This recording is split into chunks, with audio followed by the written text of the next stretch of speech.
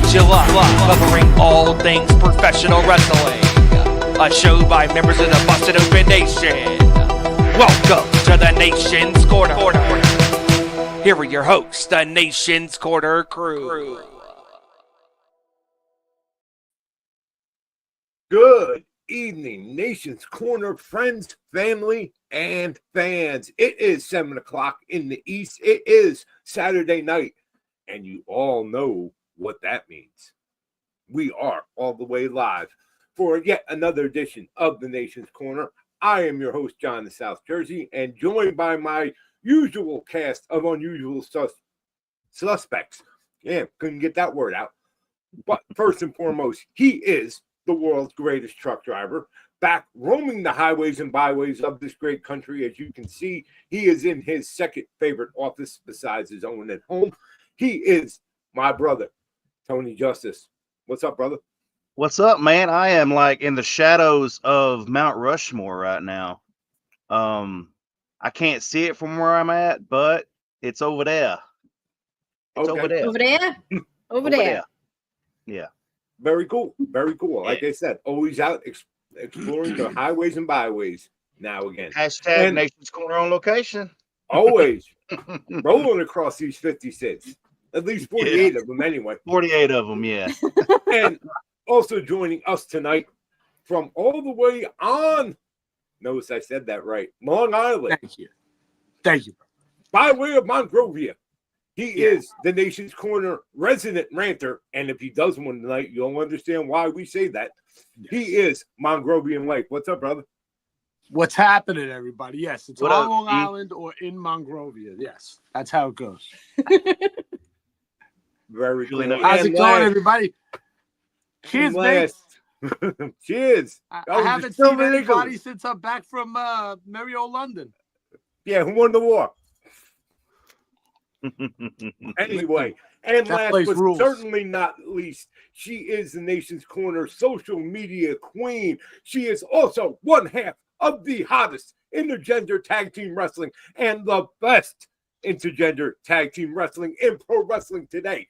You know it as two breasts and one leg. We and the crew know it as three-piece with a side, and that side is GFY. She is the great and powerful Debhausen. What's up, Deb? What up? Is the name of the finisher the G-Force or what? No. Yes. The The name of my finisher is the G-Force. Yeah. If you know, you know. John's just got to be the one-legged ass kicker. That's it. Champion, baby. Belt's coming soon. He's got to use AK9K as a foreign object. Yes. Well, we've had the FTW championship. Could we see the GFY championship sometime soon? I don't know. Could we? But anyway, wow, what a week, guys. And what a weekend we have on tap. And we're not going to waste any time on stuff that's already been talked about and rehashed. So let's get right into it. Deb, if you'll give me that first graphic, please. Ding, ding, Now ding, ding. I gotta go over here. No Which pressure. one? We're live, That pal. one. That That one, yes. Ladies and gentlemen, for the 10th year, celebrating their 10th year anniversary, Game Changer Wrestling proudly presents Homecoming Weekend Night 1 tonight, shortly after we go off the air, and Night 2 tomorrow in GCW's biggest show of the year outside of the collective, but that's a group of events besides them, so I don't really count that. As far as their standalones, this is their biggest. This is their WrestleMania. This is their all-in. Insert your favorite promotions big show here. This is the one for GCW coming from Atlantic City, their home base at the Showboat in the basement, otherwise known as the Terminal. And I have been really looking forward to this. It's been on the schedule since they announced it back at the collective, and we are in for two very, very good nights of wrestling courtesy of GCW. Mike, you're looking at the night one card. What jumps out at you? Well, first off, we're gonna give props to our boy Bear Bronson, our own Nation's Corner favorite. That he's gonna be performing both nights, so he's in that Rumble there. Mhm. So that's cool. Everybody, you're gonna get a bang with Effie, but we're all looking forward to Shotzi versus Matt Cardona. I Battle of the mean, Indie if Gods. there isn't a reason to hate Matt Cardona twice, he's married to Chelsea Green, and now he's breaking our own Shotzi's arm.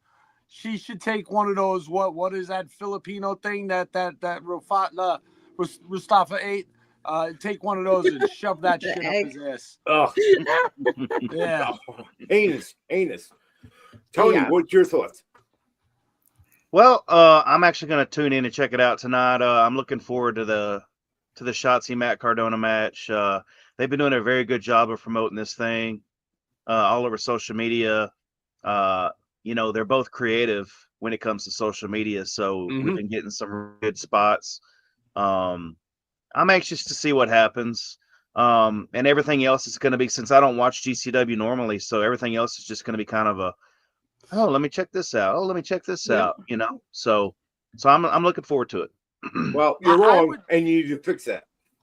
John, I would say that GCW kind of covers all the bases. You're gonna get your bloody, you're gonna get your light tubes, your death matches, but you're gonna get your high flying, lucha style and crazy extreme style stuff.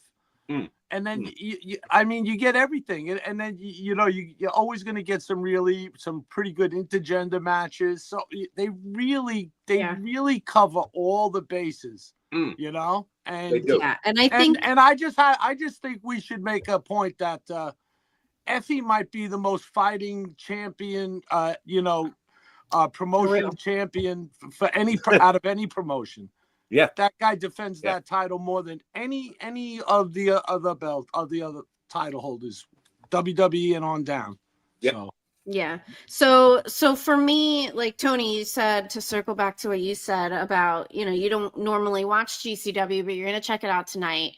You're going to see a lot of people that you're not familiar with. But like for me, the last few years, like I checked out GCW, some of their big shows, and kind of just kept an eye on them on social media. And this year I've really made it a point to watch as many of their shows as I can. My plan is working perfectly.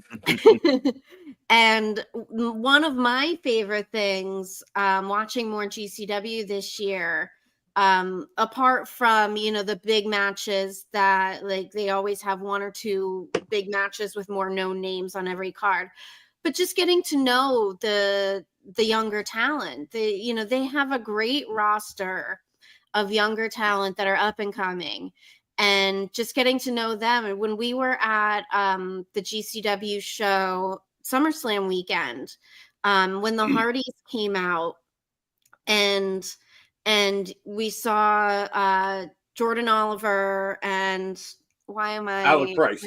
Yes, Alex Price. Young Dumb Price. Yes. So seeing them sitting in the ring, looking up at the Hardys in absolute awe. Like I have a picture, I posted a couple times, but I have a picture that I snapped as the Hardys were doing their promo in the ring, and the look on Jordan Oliver's face as he's looking up at Matt Hardy talking, it was so cool. So that's been my favorite part about getting more into GCW, is seeing the younger talent and getting to know them more. And, these are people that I guarantee you we're going to see, like, whichever way they decide to go, AEW, WWE, whichever way everybody decides to go, we're going to be seeing them on major TV. And to your point, Deb, we get those stars. We get the natties coming down to GC. I shouldn't even say down, coming over to GCW. Right. Or you get the, once they're released or whatever, their 90 days are up and everything, you'll see the carrying crosses and the so-and-sos. And plus GCW has people from AEW will come in there and wrestle. People from WWE will come in there and wrestle on the same shows. It's so it's Yeah. So it's good that way, and plus, like you said, you might not know all the talent that are in GCW, but they always are, like always on the cusp of getting that person that just that free agent that just left. They're in between. Yeah. Get them for a couple of shows, like we did. Yeah. They did it with Dick Nemeth. Right. Exactly. So So I want to point out Seth's comment here. Cardona helped GCW get more recognition. I wouldn't have known about GCW if it weren't for Cardona. And this is GCW Homecoming. That's the show that he debuted on and had the match against Nick Gage that really put him on the map in his indie career. It made him the deathmatch god. It made him the death. Yes. Until Shotzi kicked his ass. Back to that comment that Seth just made, I was just thinking, it just hit me. What Chris Jericho did for New Japan to put more eyes on New Japan is the same thing that Matt Cardona did for GCW. Help put more eyes on GCW. Even though GCW is not at the same level as New Japan, but it's still the same concept. Because we knew New Japan existed, but Chris Jericho, when he went over there and had those matches, I tuned in. I watched New Japan because of Chris Jericho. And it's the same thing here. So the reason why I'm watching GCW tonight is because of Matt Cardona and Shotzi. So there we go. Yeah, I'm really, really looking forward to that match. Like you said, they've done an amazing job on social media of promoting this and making a real story out of it and getting people interested. And you can tell that they're having fun. And I'll put in another thing. If your wallet is a little tight, if you can invest in GCW on the Triller, and you get a lot of bang for your buck, and you get more than just GCW. But hey, you know what? Sometimes you have to skip some stuff, till we figure all this stuff out, especially this confusing time now, because there's so much content. I'm sure we all want to watch everything if we could. Right. If it was financially possible, and it's not. And bandwidth time. I mean, just having enough time, like Deb, you, me, Tony, John, we all do what we have to do, And well, the one thing the one thing I've always enjoyed about GCW, and I go back to the beginning, is that they have done this with literally no real recognition, no television, no, streaming services. But when they signed with Triller to have all their shows on there, that was huge for them. But it's been this slow build that, through social media, through word of mouth, a GCW show, no matter where or what it is fun. They are fun to go to. John, I just want to ask you, because you're an ECW original, you're one of the OGs that were there at that beautiful bingo hall on the corner of that dump, whatever became of that place. Dump. It was a dump, but it was your dump. Yes, it just was. Like Christian's an asshole, but he's Edge's asshole. Right. It's the same thing. It was your dump, but. Is GCW I'm not gonna, because you can always compare Extreme Wrestling stuff to ECW. Always, ECW's the original. Is GCW the closest thing you got to feeling that, like going to that absolutely shows there? Yeah, absolutely. It gave you that. It kind of gave me that kind of vibe too, and I kind of get that vibe from Deb too, because like Deb and Seth are hooked on that shit. It kind of makes sense. It's going to take a lot of your money from you guys because they're always in the Jersey area. Yeah. But just real quick on this before we move on. GCW absolutely gives me the old school ECW things. All the feels. Too. It's a fun, entertaining show because there is something for everyone. And it's really that ECW us against them mentality. And that's part of what makes it so entertaining. And just like even Emil, like Emil is different, just like Joey Styles was different. Like Yeah. Yeah. And it all makes sense because you have to remember Brett Lauderdale, the owner and promoter, came from CCW, Combat Zone Right. Wrestling, okay. which grew out of the void left by ECW. Yes. So it's that kind of connective tissue that, yes, is very much has the same feels today.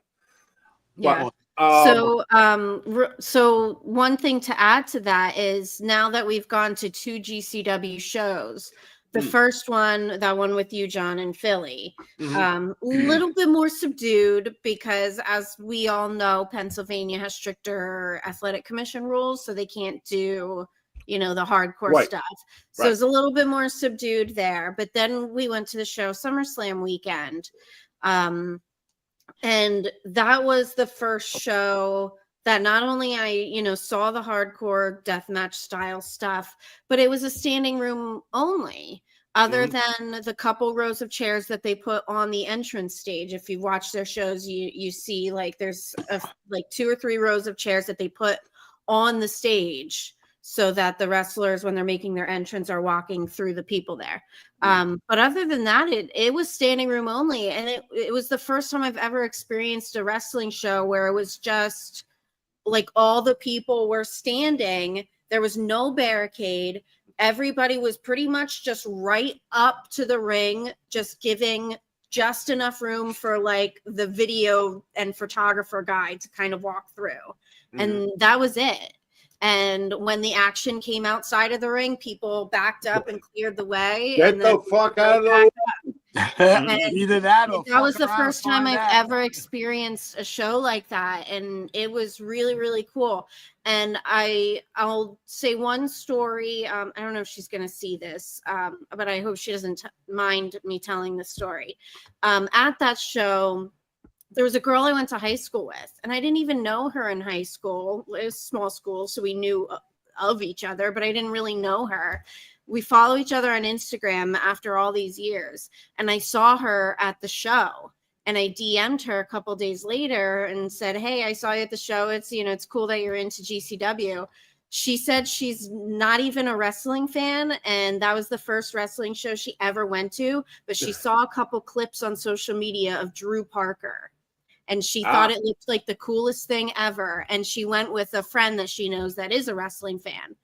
So literally like a social media clip of an indie wrestler got a new fan who doesn't even know anything about wrestling, but just was like, I want to go to this show. It sounds cool and fun. Yeah. That's Awesome. And that's right. That's kind of what it's all about. Honestly, it really is. When we think about it, let's keep this conversation going and give me the night 2 graphic after you have your one. There we go. Right. Now this is a different start time. It's in the afternoon, which they tend to do with this because it's kind of nice. And tomorrow Sunday. tomorrow, and it's a busy day of wrestling to begin with, but at least if you're tuning in, you're going to be in and out and hopefully on the watching other wrestling or whatever. But of course, the match that stands out to both me and Deb for very different reasons. For very different reasons. But of course, is the one at the top of the poster there. Bear Bronson takes on the reigning and defending GCW Ultraviolet champion. You know him as the Bulldozer, Matt fucking Tremont. Can Bear do it? This guy 6 months ago was kind of looking for a job and has taken to especially the hardcore and deathmatch style like a duck to water. Can Bear be the one of many that have tried, but can he be the one that dethrones the Bulldozer? Can he, Deb? Can he, Deb? Biased, but yes, I'm incredibly biased, but it's so tough. I want him to win so bad, but is it time for Tremont to give up that title? I honestly think that if GCW wants to capitalize on what's been happening, Bear will win. Okay. He's just on this incredible run. I retweeted a post that he put out yesterday sharing like a hype video montage of his matches plus Tremont's matches. Great hype video for whoever the video editor was. But I retweeted it and said, you know, he's had this awakening. Like you said, you know, not that long ago, he was kind of lost in the sauce, you know, not really, you know, circumstances happened and he just wasn't doing anything. And he just went head on. And I know I mentioned it before, but I really feel like that first match he had against Slade was definitely some sort of an awakening. Like you could see it in his face. It's been incredible to see. And it's just going to be an awesome match. It's going to be crazy. Yeah. Well, as someone that sees him at almost all of these Creative Pro shows for the past couple of years, and then he got injured, and then they let his AEW contract ran out, and that night, boy, he came out and cut a promo. And it was nonstop from there. I'm glad I was there live at the Cap show to hear it live, because my boy, my friend, the Beast, the Bear he's fucking running wild, man. You thought the Cocaine Bear was crazy. This guy don't need cocaine. He just needs some light tubes and some violent friggin' aggression, which he has, man. And he's one of the nicest guys. Him and Gabby. I mean, the super couple, the Savage Gnomes. Okay, could they be any cuter? It's ridiculous. It's insane how adorable. These people literally hold hands while they're on the treadmill. I'm not from Kentucky, but did you ever see a cuter chick with missing a tooth? Well, all that's really nice, but when are we going to get the Savage Gnomes in GCW? Yeah. When are we going to get Gabby? Come on. Yes. Listen, it's got to happen sooner or later, maybe, but you mentioned Slade. I mean, this too. I've seen these two guys going back and forth at Cap shows, and they do it all up and down the East Coast here, John. You've seen them. Yeah. I mean, and then they tag teamed in GCW. Yeah. So I want to see tag team titles on Slade and Bear, or intergender titles on the Savage Gnomes, or see my boy take and the ultraviolet title on Bear. We want to see him with 3 titles, like Mercedes fucking Moné. And I don't have to chase the hug, man. He's my friend already, so I'm just so happy for the fucking guy, because he was miserable. And like the responses he gets, just tune into IWTV. We see him at the main shows in Connecticut and Massachusetts and in Cap. He gets a pop. I mean, he gets the biggest response every time, whether it's 50 people there or 1,000 people or 5,000 people or 10,000. It doesn't matter. Yeah, he is a star, and he's proven it. So. That's the way to go. And I'll keep, I might annoy some people with the amount of times that I tweet about Bear and Gabby, but I'll keep fucking tweeting about them. He's doing his Drew McIntyre. Sometimes you got to be let go from one of the big guys and to go out there and see how you do. And you know what? As far as I can see, he's doing fucking awesome. I agree. Yes. Could not agree more. So there you go. GCW Homecoming tonight and tomorrow afternoon, live on Trailer Plus. If you're not signed up for Trailer Plus or have it as one of your wrestling streaming apps, you're wrong. You need to fix that. Highly recommend. Highly recommend. It's a great show for tonight. Collision is going to be good, but it's a go home and it's pre-taped. So if you were that interested in it, you would know already what all happened. Not that I expect too much. No, but so I avoid spoilers. Thank you. we have a no spoiler policy here, and always have and always will. So this is The Collision Death Riders are tonight. going to make a run in. That's where Yeah. I'm going to get So, that. so the biggest thing I wanted to mention about Collision, obviously because it was pre-taped, it's already out there, so they already made the announcement. Isla Dawn is going against Megan Bayne. So that's Isla Dawn's first appearance on AEW, her Buried AEW already. debut. No. So yeah, I'm sure they put out the graphic the other day because I'm sure they knew that since it was pre-taped, it was gonna get out there. So why not just do it? And I'm happy for you. It didn't need to be a surprise or anything. Who is not going to feel good for Isla Dawn? She's not coming in there to get any titles off of Monet. Just she's there. She's hired. She got let go and she got a job again. Yeah, that's what we get to see her on TV again. She's great. Absolutely. Yeah, I was happy to see that match graphic posted. And Megan Bayne, we all love her. Like, what else can you say? That's you know what? That's almost as if you put it in AI to create that. Yeah. And I'll say it. I know, maybe even Deb's thinking it too, but I'll say it. Fuck Joey Janela. Yeah. Well, hey, I saw. Hey, you know what? You can say what we want about Joey or Megan. They both know how to troll.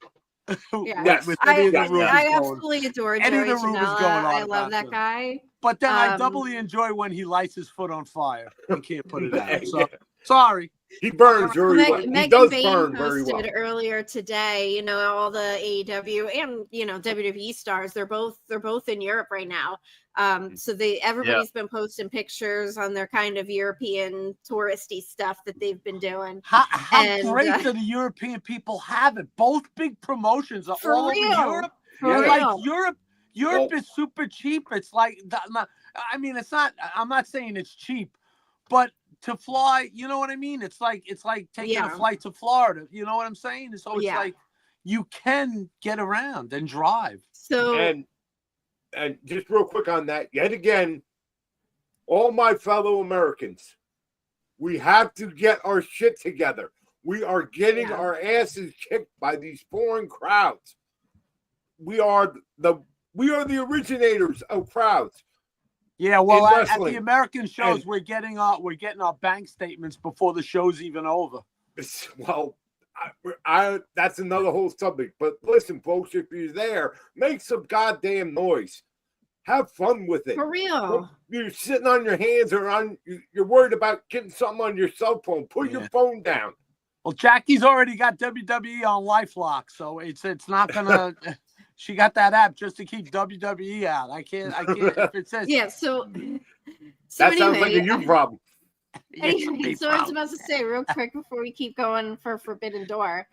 Since everyone's posting their touristy pictures, Megan Bayne posted a couple pictures in London with Penelope Ford, and she used the Taylor Swift song "London Boy." And she said, "I fancy you." So Megan Bayne and Penelope are great friends, and congratulations to Joey Janela. Yeah. Anyhow, I still stand by my statement. Fuck Joey Janela. Let's move on. I can't. Let's move on to probably the biggest news. I was going to say fuck Taylor Swift, but go ahead. Well, we don't have time for that tonight. We don't. The main event actually is tomorrow afternoon for those of us on this side of the pond. And of course, I am talking about AEW presents Forbidden Door, which they need to call it something else at this point. Open door. Yeah. The open door. Anything else, because originally, yes, it was a cool concept and a cool name and a cool idea. I honestly think it's run its course, and especially now and in the current wrestling landscape, we're seeing so many people show up on so many different shows and different promotions and everything. The idea of saying, "Ooh, this is," no, it's not really that special anymore. It's a fantastic card. It's a lot of great names that you don't see too often unless you're actually looking for them, i.e. staying up to the middle of the night like Neil and Ezra to watch New Japan. Neil watches it in the morning when he drives. Well, that's the perfect time. Boy, he's operating a entire truckload of cheese. Boy, just throw Me watching New Japan wrestling. Going right under the bus. Yeah. Thrown right under the cheese I got truck. some cream that'll help you take them tire tracks you off, Neil. Hit me up. Holy cow, he just got thrown right under that Swiss cheese wheel. Yes, but all right, Deb, let's bring up some of the AEW graphics. All right, start with the ones that you really liked and you wanted to. We all thought were very cool when we were talking about it earlier. Okay, so let's go with this one first. Let's go with this one first. Okay. This is an interesting one to me. Okay, so Cope and Christian, obviously everyone knows the history, all that stuff. I find it very interesting that they actually waited a long time to have Cope and Christian team up. A lot of some people think AEW tends to rush things, but it's been this whole time since Adam Copeland has been in AEW, we're finally seeing them team up.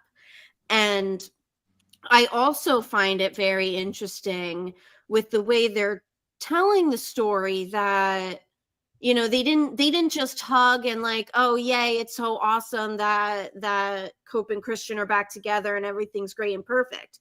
No, because if they did it that way, it would have kind of really totally nullified the whole Christian character that's been happening that he's been doing such a great job at. He's an asshole. The quote the dreamer, Christian is a dick. Yeah. So he's his asshole. Right, he's his asshole. Christian said to him on Dynamite, I'm not changing for anyone. I'm perfect the way I am. Thank you. Yeah, you're gonna get the best version of Christian. I'm not changing. This is the best version of me that you're gonna get in this match, and that's it. So, which means he's gonna be the same asshole, but he wants to win. Of course, he wants to get the winner's purse. He wants to get the winner's purse. So they're teaming up because they, have common interests, and we'll see how it goes. I spent a lot of time. It was beautiful outside today, so I spent most of the day sitting out on the balcony watching a few things, but scrolling through social media, and because it's a big pay-per-view, everybody's kind of making these podcast rounds. So, and, all the content creators are making a lot of stuff. So I came across a few things regarding this match that I really loved the point of. First of all, so there's this girl on Instagram. Let me see if I can remember her name. Heaven Rain is her name. She's a content creator. I know she's done a few things with Mark Henry, but she posted a video kind of giving her thoughts on this, and I laughed hysterically because she said when she was talking about Christian coming out not being like super babyface, she was like, "Oh, come on, you're still wearing the turtleneck," and I laughed at that. Because that was a whole conversation on Not Sam about the turtleneck. And it's like we all collectively agree, like you're wearing a turtleneck that makes you a heel. If he's not a heel, he needs to not wear the turtleneck. But he's wearing the turtleneck, so that means he's still a heel. And I love that we've all just decided that. Yeah. To quote Karate Kid 3, the diehard Karate Kid fans will get this. Cope needs to go to Christian and go, "Christian son, the best baby face is still inside you." So anyway, that goes out to a friend of mine, Shane, I work with. He cracked me up today. We were on the phone. He told me that, and I said, you know what? I'm going to incorporate that in the show tonight. So Shane, There you go. thanks for the inspiration, brother. Come back, Shane. Wrong movie, sir. Wrong movie. Sorry. All right, Deb, what's next? Well, all right. So since we had someone in the chat mention it, I'll pull this one up. Zack Sabre Jr. versus Nigel. This is fascinating to me. I only ancillarily pay attention to New Japan. And you know, Zack Sabre Jr. had a big win recently. The fact that we are getting Nigel against Zack Sabre Jr., no less. Yes. Come on. In 2025. In 2025. Yeah. And I'm very excited to see this match. It is going to be, insert your cliche adjective here. This is going to be a really fucking good match. This is your what they, you know, what WWE does too is bring back your classic, your legend. Nigel is a legend, and people love and always wanted to see him back in the ring. And I love, because of the modern medicine and everything, how everything gets better and better, that we're able to see the Edges and the Chris, you know, and the the Danielsons, and you know, it's just great. It come on, I mean, really, that's awesome. And Zach is just friggin'. Zach is about Zach is about to blow up even more than he already has. He's different. Let's say when they say when you see someone like they're just different, and that's just it. You just can't explain it. Yeah. Yeah. Chefy Zaki is, especially now that he's IWGP heavyweight champion, he's about, like I said, he's about to blow up even more than he already has. And I know there's a lady in California named Trenda that is very happy that if Zach comes to you know, you mentioned Trenda. If you put Cowboy James Storm in one corner and Zack Sabre Jr. in the other corner, where is Trenda going? That's like putting me in the same room with Bear Bronson and Ace Austin. And I'm betting you're going Bear. Oh man, you can't deny them quads on Ace though. You just can't. They're fucking impressive as hell. Oh, and that thing, you got to have JTG as a special guest ref, because that's her guy too. Right. Oh, I mean, yeah. Oh boy. Have a Trenda on a pole match. oh, we're going there. Wait, okay. All right. I don't even think that's PG. Oh, we love you, Trenda, if you're out there. Yeah. She might be watching. Man. Who knows? Oh god. All right, Deb, what next? I do think that Zack Sabre Jr. is obviously We're such inside baseball right now. Like anybody just like watching it, be like, what are these? What are they talking about? Who are they talking about? And who's trending right now? What are they talking about? Just when you think you have all the answers, we change the questions. Rest in peace. Exactly. Roddy. That's right, Roddy Piper. Rest in peace. Yep. Yeah. All right. So next, where are we gonna go next? And God bless Tanahashi. So let's do this one next, only because I want to bring up Swerve. So Cameron Hawkins wrote an article that's on Yahoo Sports. He interviewed Swerve. Great writer. So a couple quotes that I wanted to point out from Swerve, where he's talking about kind of his role in AEW and kind of, you know, leading up to this match against Okada, and how, you know, what Swerve has done for AEW is very similar to what Okada did for New Japan. But there was a couple quotes that I thought were really poignant. When Swerve was talking about, like, him, Ricochet, and Mercedes both came from WWE. Both, you know, kind of were very used to the WWE system, and kind of like all three of them had an adjustment period in AEW. And so one thing he said was about the creativity and kind of that adjustment period. And he said, we can ask for forgiveness before permission a little bit more in AEW. And he said, it's like putting on a new pair of pants, but backwards. I'm not used to that. That was something that Ricochet had said to him. And I think it's very poignant, and it's very accurate for Swerve, Ricochet, and Mercedes, that all three of them kind of had to adjust to the AEW way of things, having a little bit more flexibility in their creativity and being able to flourish after a period of time. And we're seeing that with Mercedes now. Kind of awkward at first, as she was for the first time trying to figure out like what her character was outside of the Sasha Banks character. And it took a little bit of time, but it got there. Yeah. Well, you know, thank God she gets along with the rest of the locker room with her own private locker room. So with that, that helps her. Yeah, but yeah. That was a wacky statement. When I read it, I was like, what are you talking about? And I listened and busted open, and they talked about it. I was like, okay. Yeah. I thought it was weird. But that's a really good point, Deb, because we're seeing it now, especially with all these people that have, you know, left.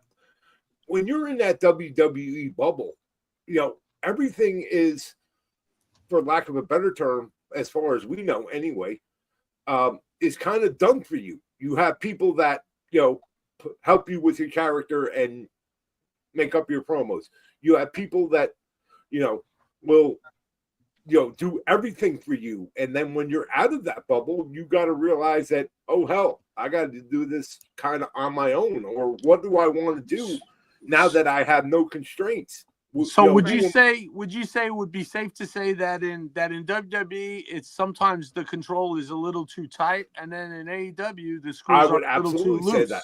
I would absolutely say that. Sometimes. Yeah. You know, there are people that you understand get you know, freedom, you know, and then there are people that you could see take a freedom and mess it up a little bit both ways, you know. So I'm always for the wrestler making or breaking themselves. If they, you know, like Bully says, put yourself over. And that's 100% on the wrestler. And, you know, for whatever reason, if they're not, you can be fair and say it's 50-50. It's the organization not helping them, or it's the wrestler not holding up their end. And then one Harley Cameron would be someone that you would say is someone that did that, took Bully's advice. And probably had advice right from him face to face, you know. I'm sure. She did, I'm sure. You know, and that's what he does, man. He gives constructive criticism. You might not agree with him on other things, other aspects of whatever he talks about, ratings and whatever, all that kind of stuff. But when he says, "Hey, you know, you could have done don't this. Talk about ratings with you don't have to do that. You don't have to, you could have done this. Wait for that. You know." You know what I mean? Like build up around something, but you know, and he's always. I think he's 99.9% always right when he comes to that aspect. You know. All right, and an example of an older head doing the same thing is Chris Jericho. He came into AEW doing it. He did it in New Japan.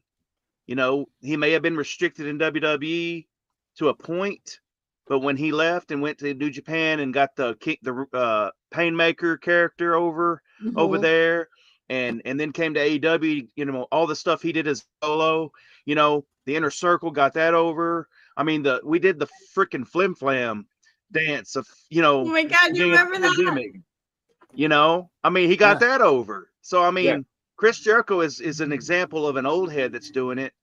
And, you know, and that's why I love Chris Jericho so much, is because he is one of the greatest of all time. And he's allowed to be, you know, to just get all this stuff over, you know, so. Yeah, that's right. That's right. And you could say, oh, you could crap on some of his gimmicks that he's tried. Maybe, okay, so maybe this one did. Oh, the learning tree or whatever. I equated to, hey, you know what? you have Metallica, you have Master of Puppets, and then you put out all of these classic albums, Injustice for All, Master of Puppets. Don't say it. Blah, blah, blah. Don't say those words. Then you come out, and then you have your loads. I'm not gonna say that's stupid. I'm not gonna talk about legal in public. We do not talk about. You know what I mean. You know what I mean. And then something you have your Saint Angers. Yeah. Don't So while we're talking about Jericho, my favorite thing about Jericho is he has these wacky ideas. And everybody knows he kind of reinvents himself constantly, and different kind of characters and different factions and all that. And he has these wacky ideas that a lot of times people are like, oh my God, this sucks. This is fucking stupid. And then slowly but surely people start getting into it. Mm-hmm. A lot of his gimmicks, if you want to call it that, are slow burns.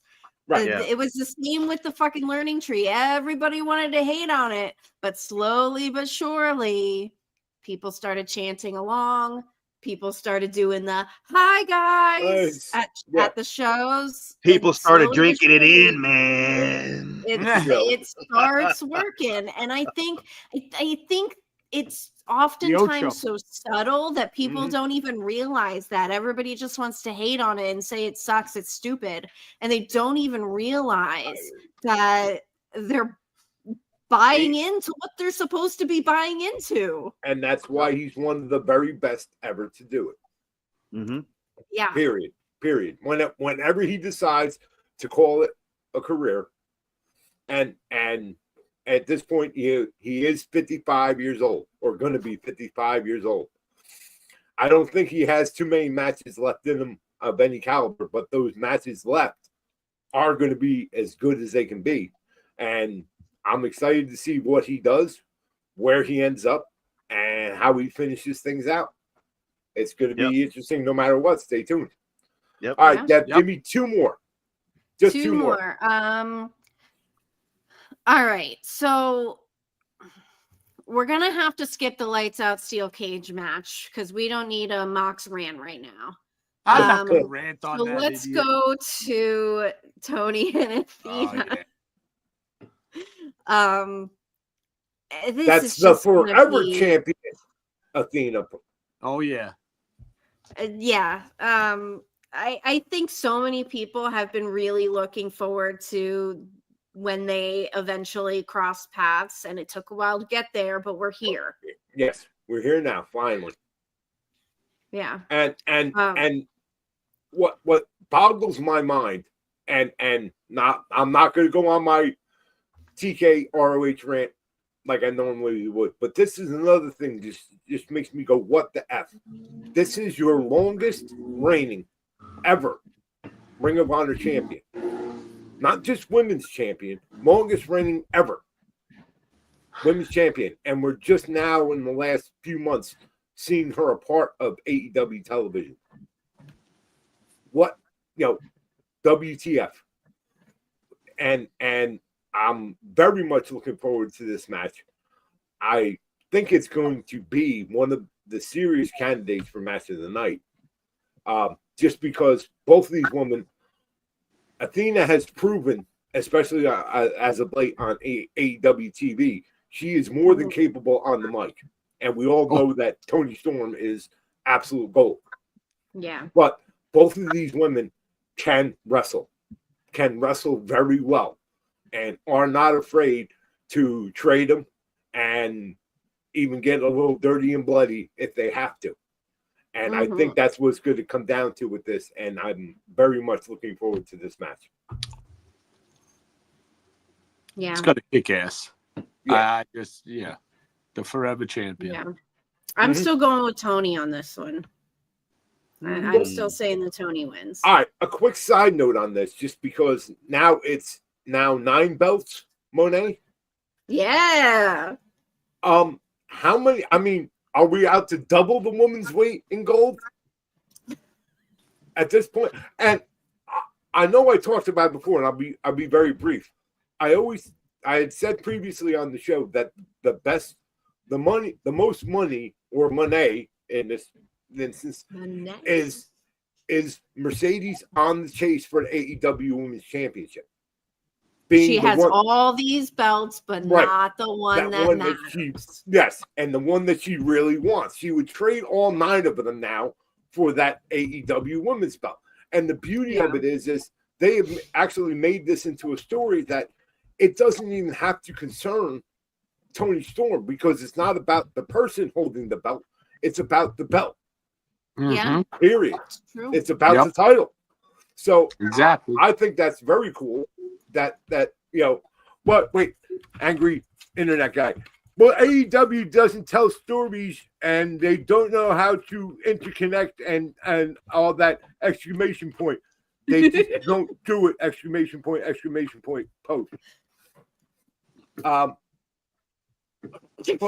again, this is something that AEW has kind of done on their own.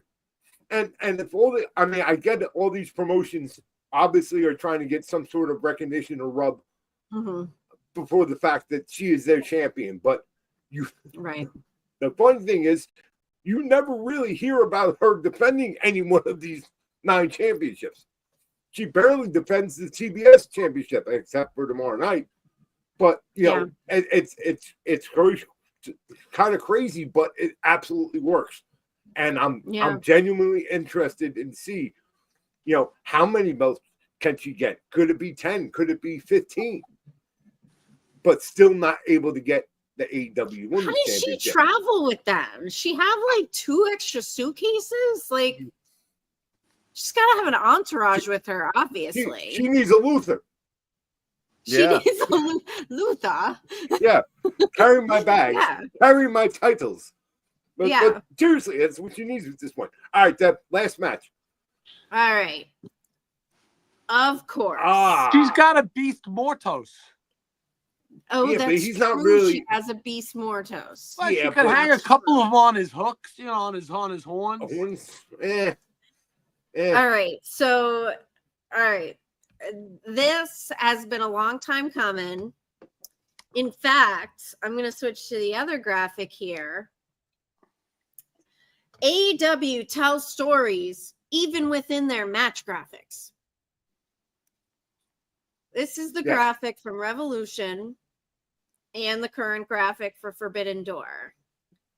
And it's very, very interesting to me. The way that Hangman and MJF have been interwoven with each other over the course of the entire history of AEW, going back to the very, very beginning, and how their paths continuously cross. Everybody likes to call Hangman the main character of AEW because his story has been so kind of integral in overall AEW story.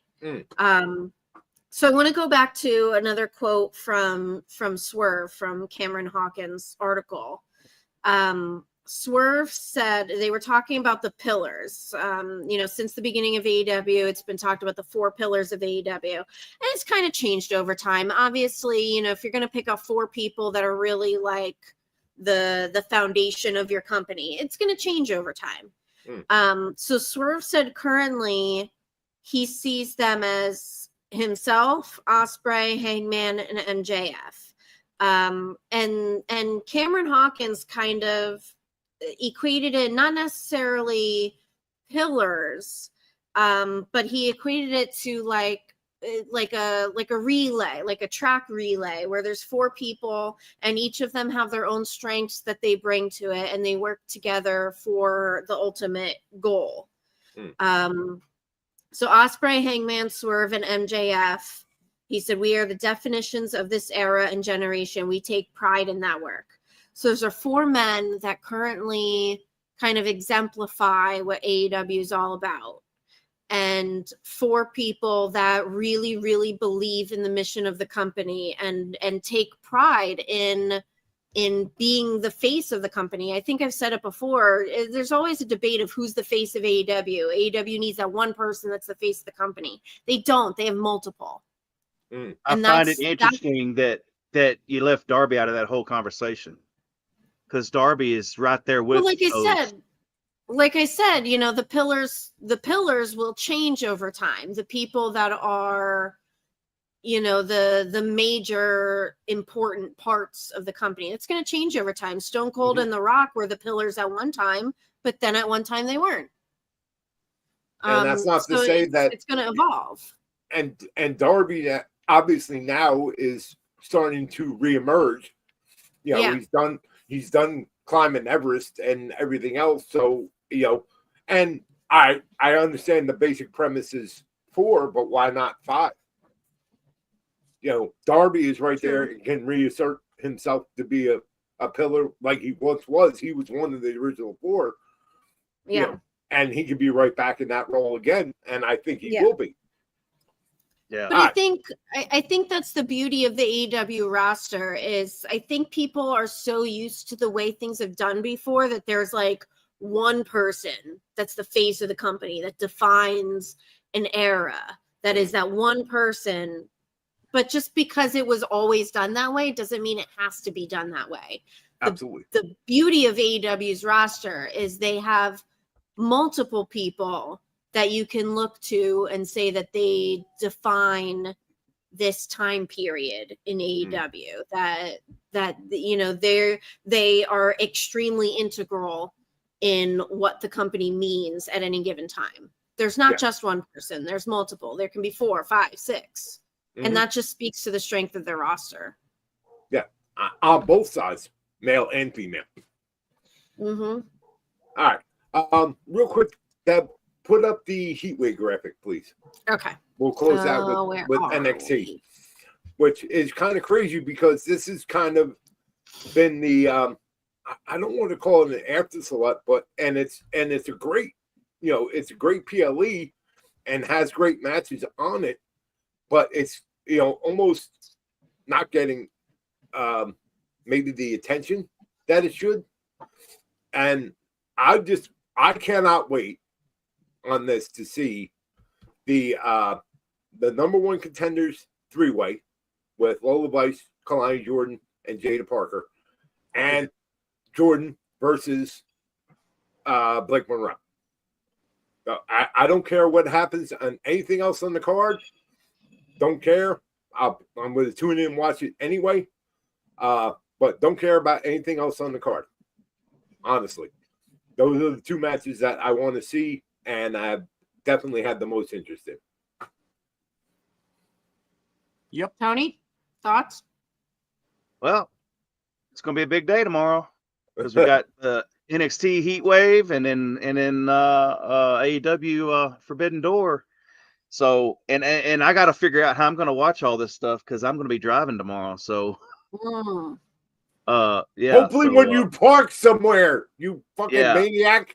Yeah. Well, luckily there shouldn't be any time conflict because AEW starts at 1:00 Eastern time, and Heatwave is not until the evening, right? Is it 7 or 8? 7 or 8 o'clock. Yeah, it's normal pay-per-view time. So by the time Heatwave comes on, AEW will be over. So there's no time conflict there.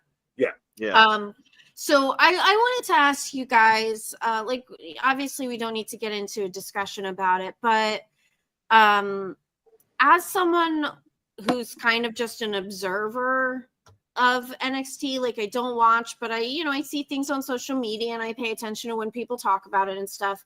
Do you think that maybe these NXT PLEs are almost suffering from being on the same night as an AEW pay-per-view? I think yes and no. Just because if it's the more casual fan, and just being that if you pay $50, like we get screwed in the States here for, you're going to make sure you're watching it because you're paying for it.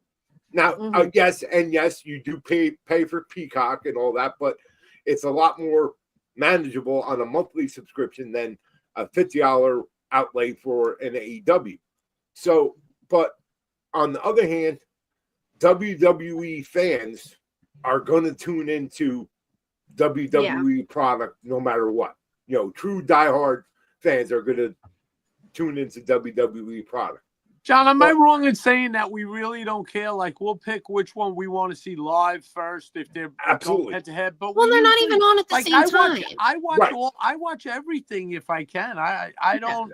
It's not like I'm saying, AEW's on tonight. I'm not watching NXT. I'll watch both, and I'll decide which one to watch first. And that's what I encourage everyone to do. That's the beauty of it too. You could complain that there's too much wrestling, but what are you going to do?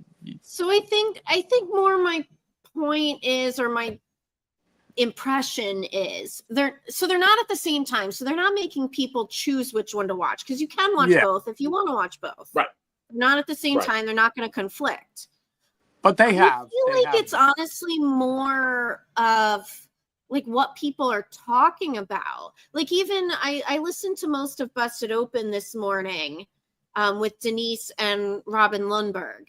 And they spent the vast majority of the show, like, they talked about what happened on SmackDown last night and all that stuff and broke that down. But then they spent a good chunk of the show, like, going over the Forbidden Door card. And then at the end of the show, they literally did like 2 minutes of Denise saying, I don't want to ignore Heatwave, but these are the matches, blah, blah, blah, blah. Yeah. Once again, they listen. So I think it's more of that, like, because it's on at the same day, not even on at the same time, but because it's on at the same day, like, Forbidden Door is going to get more attention as far as what everybody's talking about, because that's a big show. It's a big card. And then it's at the end of the show, just like we are here, and just like we did on Busted Open this morning. At the end of your show, it's Heatwave's on too, and real quick rundown of what the matches are. Right, and that's it. There were times where there's killer NXT shows that come up. So I mean. That's what I mean. I pick with like I said, I pick and choose, but I usually wind up watching everything. I'm not against either one. When they're going head to head shit, that's all fucking corporate and company bullshit. That has nothing to do. Like, the talent doesn't even do that. The talent, talent doesn't say, "Hey, we should go up against those guys." They just go where they're told to go. And to me, I support the wrestlers more than the business. Right, exactly. And the whole business can drive us fucking crazy. The whole counter programming debate or argument to me is a whole lot of horseshit. It's all it is. It's for the masterminds to worry about, not us. It's something for the trolls to sink their teeth into. There's nothing to it, it's people. Silly. Watch what you want to watch. But I guess my point was just that it's unfortunate, because then it puts the NXT roster in a situation where people aren't really talking about them because there's other bigger shows happening. Well, but here's the thing. If NXT goes out and collectively kills it tomorrow night, which they usually do, at least they they can't say, nobody's talking about it because they didn't do anything. Right. If it's an amazing show, which it usually is, and has a few surprises and different things that get people talking, you know what? Monday morning on Busted Open, while Days in Poland, Bully and whoever is going to be talking about Forbidden Door and NXT. Yeah. And hopefully who knows? Hopefully hopefully something that GCW makes them get their way into that conversation as well, because that's an important thing, man. Who gets that lead on Busted Open that Monday morning has become, a relevant conversation and a relevant, topic. So, anywho, we're cutting into our time. Yeah. Bring it home, boys. Bring it home, boys. Absolutely. I agree with you, Mike. Tony, where can the folks get with you? You can find me at Tony Justice AJFA on Instagram and Twitter. And if you're a Metallica fan, like I know all of us are, you know what that means. Ooh, wow. Yes. Especially Lulu. You suck. Son of a bitch. You son of a bitch. Mongrovian. Mongrovian Mike. There you go. You got me. Deb. That's at that so debonair, and I just pulled up GCW real quick on my screen, and there's a DeLorean coming out. I wouldn't know because I can't turn my TV on because we're on the show. No, you know who that's going to be. That sounds like So we know who's At opening that so the show. debonair on Sounds all like the a- socials. That's yeah. Go ahead, Let's watch say some wrestling. Go ahead, say it. It's Oh, a it's knee Cardona. problem. Of Yeah. course, it's Cardona. Of course, it's got to be. Yes. And I can't watch Okay. it right now either because my tablet's over there somewhere. Over there. But I am at John in South Jersey on the Twitter and the Instagram now. I figured that out too, how to change that. And of course, look at the big brain on me. Also, keep up with the exploits of the most dangerous weapon in all professional wrestling. Of course, I am talking about version 5 of. Would you stop doing that, you crazy old man? Version 5 of the most dangerous weapon in all professional wrestling. Of course, I am talking about the AK9K, the Ass Kicker 9000, who is still naked, people. Where are the stickers? Get with me. It is still naked. It looks like, when the skin burned off of Arnold in the Terminator and it was just the skeleton. That's what it looks like right now. We need to fix that. I really can't have him out in public naked. There's laws against that. So get with me. I want stickers. Anywho, You got to get one of these. Yes, I need one of them. Absolutely. All right. Let's But bring it home. you can keep up with him on the Instagram at AssKicker9K. So for myself, for Tony Justice, for Mongrovian Mike, and for my tag team partner, Debhausen, I am South Jersey. This has been the Nation's Corner, and we will see you next week.